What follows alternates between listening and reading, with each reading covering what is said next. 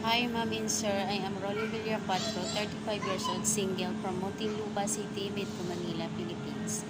I am a Catholic. My height is 150 cm and my weight is 56 kg.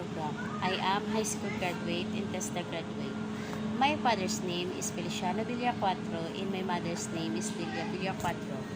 I have one brother and there are 3 kids and 8 sisters. There are 19 kids. I have an experience working abroad in Dubai, UAE for almost 2 years. I work there is to take care of the old man, 88 years old. My duties and responsibilities is to take care of the old man, give him food, give him medicine, check his vital sign, monitor his blood sugar, check his body temperature, and also cleaning his room, washing his dishes, laundry his clothes. I also assist them there, do exercise every day. I have also an experience working as a nanny here in Philippines year to 2019 to 2021. I do take care the twins, age 5 years old. There are 4 members of the family.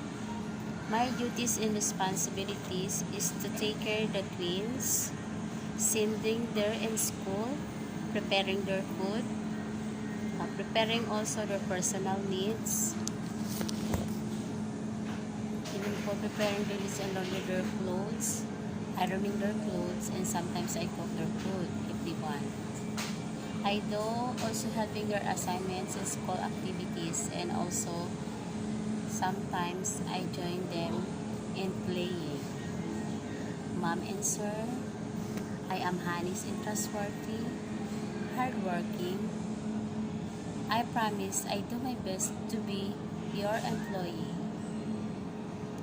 Once again, thank you. I am Rolling Villacuatro applying as a domestic helper in Hong Kong.